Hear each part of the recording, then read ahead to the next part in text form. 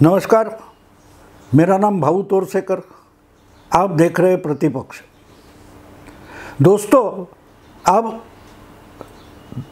जो लोकसभा चुनाव होने वाला है उसका वो चुनाव 7 चरणों में होने वाला है, 7 दौर में होने वाला है।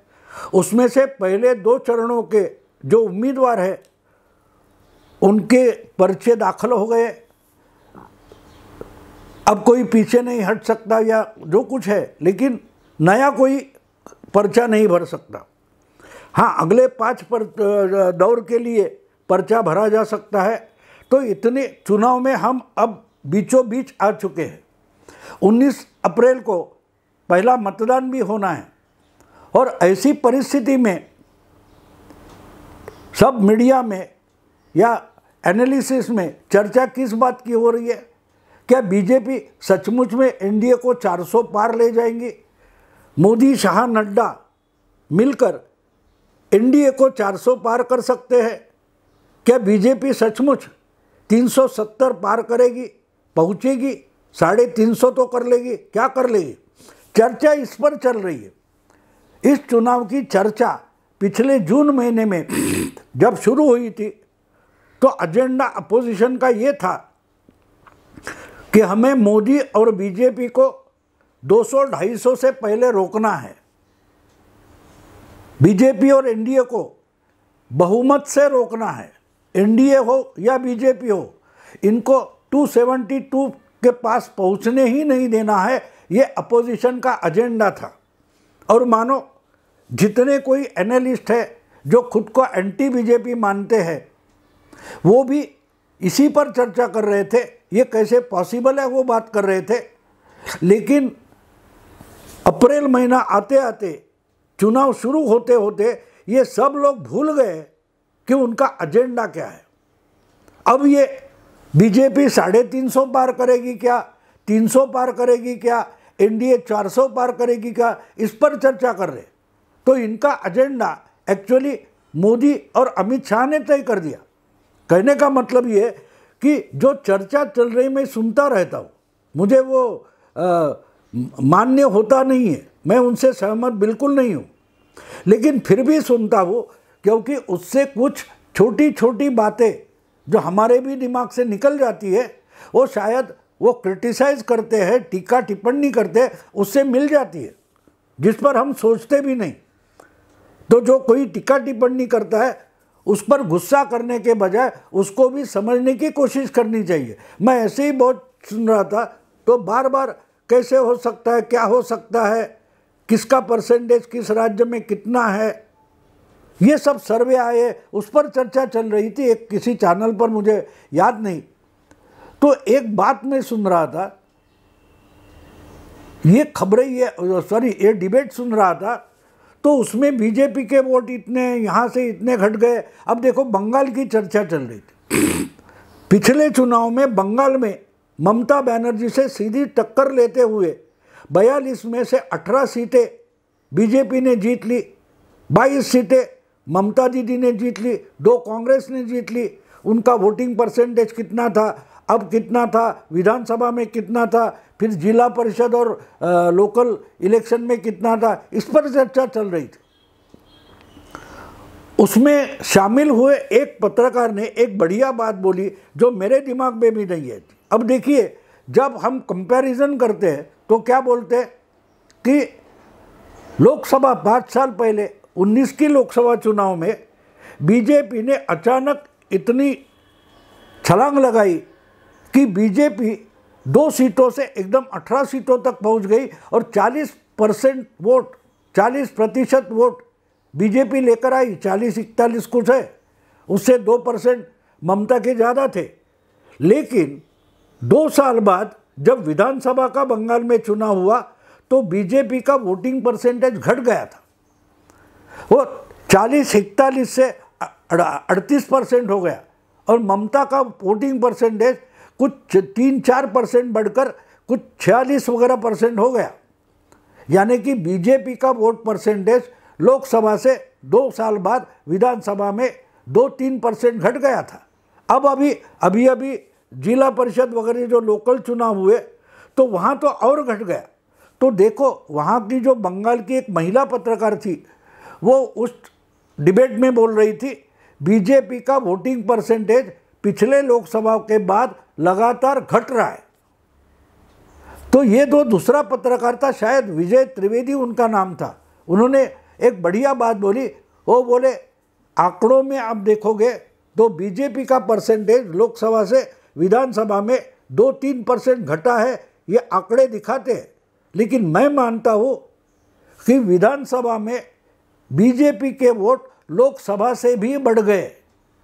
और ये बोल रहा था 2 बार 3 बार हो गया, मैं सुन रहा था अरे 41 से 38 हो गए, तो बढ़े कैसे, ये मैं समझने की कोशिश कर रहा था। और उन्होंने 3 बार ये बोला 41 से 38 होना भी बीजेपी के वोट बढ़ना है।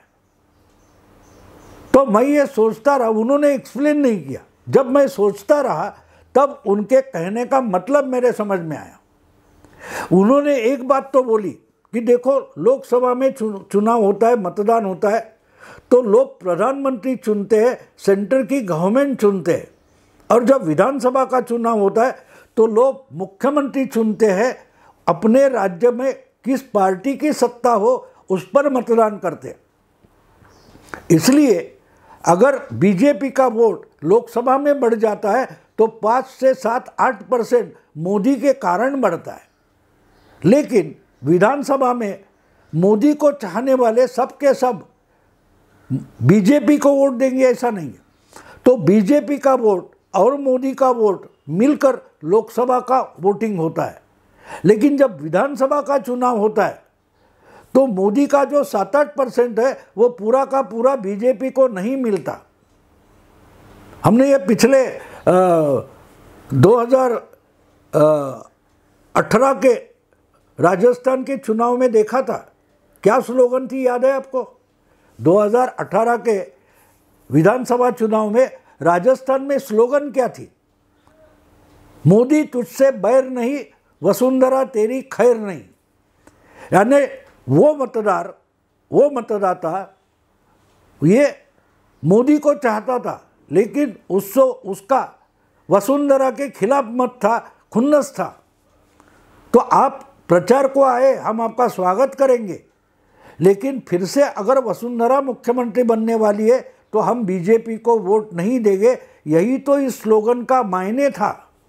और बिल्कुल वही बात हर राज्यों में होती है। बड़ी पार्टियां, नेशनल पार्टियों को जितना लोकसभा में वोट मिलता है उतना विधानसभा में नहीं मिलता। दिल्ली की बात देखो, दिल्ली में लोकसभा चुनाव होता है तो कांग्रेस को जितने वोट मिलते हैं, कांग्रेस 2 नंबर पर होती है, हारे फिर भी, और आम आदमी पार्टी तीसरे नंबर पर होती है। लेकिन जब विधानसभा चुनाव होता है तो तीसरे नंबर की आम आदमी पार्टी 1 नंबर बन जाती है, 1 नंबर की बीजेपी 2 नंबर बन जाती है, और 2 नंबर की कांग्रेस पार्टी 3 नंबर बन जाती है। तो लोकसभा और विधानसभा में ये फर्क होता है। और यही बात हम जब मैथमेटिक्स करते हैं, गणित रखते हैं सामने, तो ध्यान में रखनी चाहिए। तो विजय त्रिवेदी ने जो बोला था, तो उसकी बात ये थी कि बहुत सारे लोकसभा में मोदी को वोट देने वाले विधानसभा की बात आते हैं तो पलटी मारते हैं और ममता के पास आ जाते हैं। तो लोकल स्तर पर ये हर राज्य में होता है। महाराष्ट्र में भी मुझे एक बात आपको बतानी चाहिए। 99 में महाराष्ट्र विधानसभा बर्खास्त की गई और लोकसभा और विधानसभा के चुनाव एक साथ हो गए थे। यानी कि कोई मतदाता वोटिंग के लिए गया, बूथ पर गया, एक बार सिग्नेचर की, एक बार बटन दबाया, लोकसभा को वोट किया, फिर गया, सिग्नेचर की, हस्ताक्षर किए और विधानसभा के लिए वोट किया। यानी 1 मिनट के अंदर एक मतदाता दोबारा वोटिंग कर रहा था, एक बार लोकसभा के लिए और दूसरी बार विधानसभा के लिए।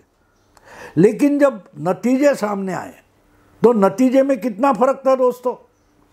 नतीजे में लोकसभा का जो वोटिंग था, तो लोकसभा में शिवसेना बीजेपी को जितने वोट मिले थे उससे 8% कम वोट विधानसभा में शिवसेना बीजेपी युति को मिले थे। यानी 1 मिनट के फर्क में 1 मिनट में लोकसभा, 1 मिनट में विधानसभा को चुनाव वोटिंग किया, लेकिन 1 मिनट में 8% वोटर्स ने अपना मत बदल लिया था। लोकसभा में युति को दिया था, लेकिन विधानसभा में दूसरे किसी पार्टी को दिया था, या तो एनसीपी नहीं बनी थी उसको दिया था, या कांग्रेस को दिया था, लेकिन युति को नहीं दिया था। तो ये जो फर्क है, ये फर्क है, ये हमको ध्यान में रखना चाहिए। ये तो पहली बात हो गई। इसलिए लोकसभा मोदी के लिए, बीजेपी के लिए आसान क्यों है, और विधानसभा बीजेपी के लिए बंगाल में कठिन क्यों है, इसका जवाब विजय त्रिवेदी ने दिया, वो मुझे पसंद आया। यहाँ ये कोई कि नरेंद्र मोदी बंगाल के मुख्यमंत्री होने वाले नहीं है, इसलिए बीजेपी का वोट और मोदी के साथ बीजेपी का वोट, इसमें फर्क होता है। ये तो एक बात हो गई। अब दूसरी बात देखो, ये तो सीधी साधा चुनाव है, लेकिन बीजेपी पिछले 10 सालों में अमित शाह के नेतृत्व में एक चुनाव जीतने वाला मशीन बन चुका है। जहां हारते थे वहां भी आगे आगे बढ़ते हुए जीतना उन्होंने शुरू किया। तो क्यों किया है? तो इसके लिए अमित शाह ने सिर्फ संगठन बनाया नहीं, संगठन इतने निचले स्तर पर लाकर खड़ा कर दिया है कि उन्होंने पन्ना प्रमुख बना दिए। पन्ना प्रमुख का मतलब क्या होता है? जो मतदाता की लिस्ट होती है उसमें एक पन्ने पर जितने वोटर हैं उनको हैंडल करने वाला एक कार्यकर्ता, इतनी छोटी छोटी स्तर पर जिम्मेदारी दे चुके हैं। तो आपके जो पन्ना प्रमुख है वो ज़्यादा से ज़्यादा वोटर को बूथ तक लाते हैं, वोटिंग करवा लेते हैं। अब एक बात है, अगर उस पन्ना प्रमुख को मालूम है कि ये बीजेपी को वोट देने वाला नहीं, मेरे पन्ने पर इसका नाम है, लेकिन मुझे वो तो लोकल होता है, उसी बिल्डिंग का होगा, उसी गांव का होगा, उसी क्या बोलते गली का होगा, उसको तो पता है मेरे लिस्ट में ये नाम है भाऊ तोरसेकर, ये तो बीजेपी को वोट देने वाला नहीं है, तो वो उसको बूथ पर नहीं लेके जाएगा। लेकिन जो बीजेपी को वोट देने वाला है, ऐसा हर एक वोटर, उसको मालूम होता है लोकल होने के कारण, वो उसको बूथ पर लेके जाएगा। और इस कारण से पिछले 2 चुनाव अगर बीजेपी ने अच्छी वोटों से, अच्छी जगहों से जीत ली है, अच्छे नंबर से जीत लिए, तो उसका पूरा रहस्य जो है वो बूथ प्रमुख, पन्ना प्रमुख यहाँ आकर रुकता है। 1984 में देश में वोटिंग का रिकॉर्ड हो गया था। इंदिरा जी की हत्या हुई थी, सिंपैथी वेव देश भर थी, सहानुभूति की लहर पूरी देश में उमड़ पड़ी थी, और सबसे बड़ा रिकॉर्ड ब्रेक वोटिंग 1947 के बाद सबसे ज़्यादा वोटिंग अगर वहाँ तक कहाँ हुआ तो 1984 में हुआ, और कांग्रेस को 415 सीटें मिली थी राजीव गांधी के नेतृत्व में। वो रिकॉर्ड 84, 89 यानी उसके बाद 7 चुनाव हुए, वो रिकॉर्ड कभी ब्रेक नहीं हुआ था। मेरा ख्याल है 64 या 65% वोटिंग हुआ था। तो 84 के बाद 89, 91, 96, 98, 99, 2004, 2009 तक, यानी 7 लोकसभा चुनाव हुए, लेकिन 84 का वोटिंग का रिकॉर्ड कभी टूटा नहीं। वो तोड़ा गया 2014 में। 2014 में किसी की हत्या नहीं हुई थी कि जिसके कारण इतना बड़ा सिंपैथी वेव, सहानुभूति की लहर पैदा हो, जैसी इंदिरा हत्या के बाद हुई थी। फिर भी 2014 में 1984 का 1984 का रिकॉर्ड ब्रेक कर दिया गया। 1.5-2%, यानी मेरा ख्याल है 66 पॉइंट कुछ परसेंट 2014 में वोटिंग हुआ, जिसमें 1984 का रिकॉर्ड तोड़ा गया। यानी वोटिंग ही ज़्यादा हुआ, यानी वोटिंग ज़्यादा करवाया गया। बीजेपी के घर घर कार्यकर्ता पहुंचे और जो अपने को उनकी पार्टी को वोट दे सकते थे उनको उठाकर बूथ तक लाए, वोटिंग करवा ली।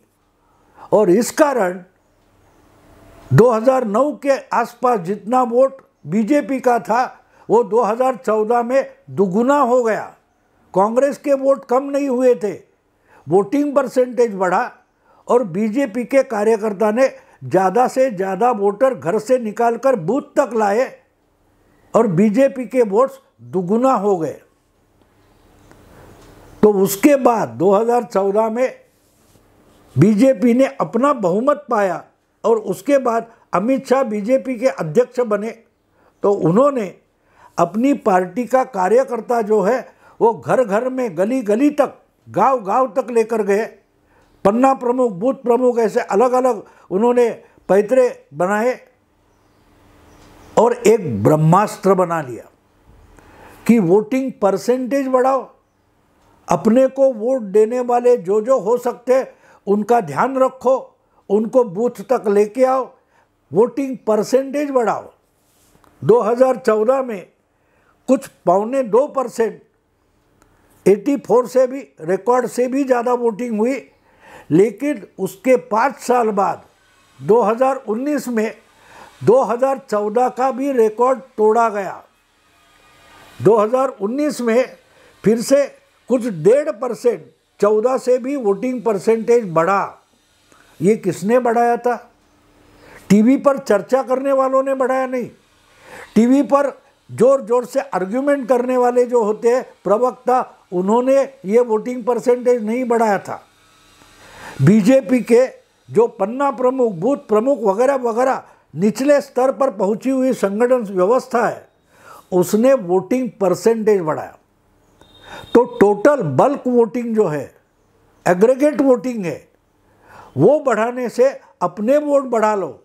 आप अगर पिछले कुछ चुनाव में, कभी इस पर अलग वीडियो बनाऊंगा कि कांग्रेस के वोट कम नहीं हुए, लेकिन वोटर की संख्या जो बढ़ती गई है वो ज़्यादा से ज़्यादा नए वोटर बीजेपी के खेमे में लाने वाली एक यंत्रणा, मशीनरी अमित शाह ने खड़ी कर दी। मैं उसको ब्रह्मास्त्र मानता हूँ। हर चुनाव में वोटिंग परसेंटेज बढ़ाते जाओ और बढ़ा हुआ जो वोटिंग है उसमें से ज़्यादा हिस्सा आपके खाते में आ जाए तो वो ब्रह्मास्त्र बन जाता है। और जब 400 पार की बात कर रहे हैं अमित शाह या नरेंद्र मोदी, तो उनका लक्ष्य जो है, निशाना जो है वो साफ है। 2014 और 2019 में जो रिकॉर्ड ब्रेक वोटिंग हुआ था उससे भी ज़्यादा वोटिंग, शायद 70% तक वोटिंग हो। ज़्यादा से ज़्यादा बीजेपी को मानने वाले वोटर घर से निकले, बूथ तक पहुँचे, ईवीएम मशीन में बटन दबाकर पार्टी का वोट बढ़ाए। ये बीजेपी की असली स्ट्रैटेजी है, इसलिए मैं उसको ब्रह्मास्त्र मानता हूँ। जो चुनाव के चर्चा में आता ही नहीं है, टीवी हो, मीडिया हो, कहीं भी इसकी नहीं चर्चा होती कि अरे, और 1% वोटिंग बढ़ने का मतलब आप समझते हो? इस वक्त आज की तारीख में जो 18वीं लोकसभा का चुनाव होने वाला है, तो देश में टोटल वोटर जो है 97 करोड़ है, 97 करोड़ है। अगर 1% वोट बढ़ता है तो 97 लाख मतदान बढ़ता है। अगर ये 97 लाख या 1 करोड़ मान लो हिसाब के लिए, 1 करोड़ बीजेपी के खाते में चला जाए तो बीजेपी के लिए 400 पार करना आसान हो जाता है, क्योंकि उसके पास पहले से ही 20-22 करोड़ का वोटिंग है। उसमें 1 करोड़ 2 करोड़ और बढ़ जाते। दूसरी पार्टियों से आने वाले वोट छोड़ दो, लेकिन नए वोटर जो बढ़े, 2-4 करोड़ जो बढ़े, अगर वो सब का सब वोटर बीजेपी के खाते में आ जाए तो 400 पार आसान हो जाता है। और इसलिए वोटिंग परसेंटेज बढ़ाना ये बीजेपी का इस चुनाव में सबसे बड़ा ब्रह्मास्त्र है। दोस्तों, अगर ये वीडियो पसंद है तो लाइक कीजिए, शेयर कीजिए, सब्सक्राइब कीजिए। नमस्कार।